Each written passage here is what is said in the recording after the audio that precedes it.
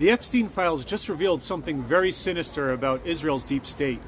A 2013 recording of a private meeting hosted by Jeffrey Epstein captures former Israeli Prime Minister Ehud Barak calling to topple the Haredi monopoly on conversions, proposing a policy of mass conversion of Russian Gentiles to Judaism.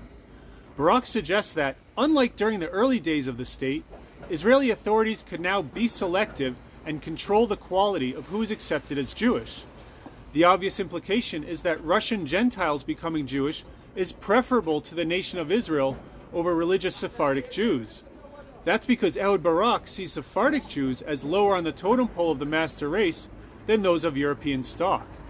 It goes without saying that the conversion Barak speaks of will be nothing more than a Reform Judaism-style rubber stamp to include Russian women into the nation of Israel, women Barak described as handsome and fit. I happen to find Sephardic women hotter on average, but I digress. Now, many of you might say, well, this is only one guy's agenda. After all, Barak is politically irrelevant and wields no real power in Israel anymore. First of all, Ehud Barak is the guy behind all the anti-Bibi protests. He raises funds to mobilize thousands of Israelis to take to the streets each week, disrupting traffic and causing general strikes that cripple the country's transportation.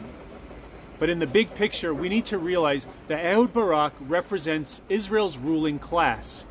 The deep state that runs Israel, and has since 1948, all share Barak's despise for Sephardic Jews. The only reason they let them into Israel in the 50s was, as Barak said, out of desperation. Israel needed the cheap labor. But if it were up to them, Israel would have been a purely Ashkenazi utopia. That's why the state used to force Sephardic kids to cut off their payas just to go to school.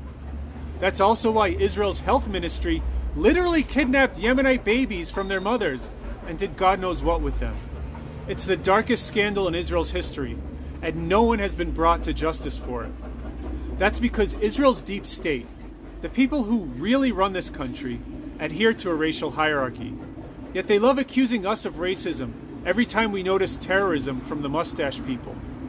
They despise everyone below their level of power. But Sephardic Jews, along with Haredim and other religious Jews, are the lowest on the totem pole. Ehud Barak said the quiet part out loud. How they see us is now on record, which is why it's time for us to unite and take power back from our overlords. Because the Israeli government's plan is to destroy all Jewish culture, religiosity, and heritage from the land God promised us.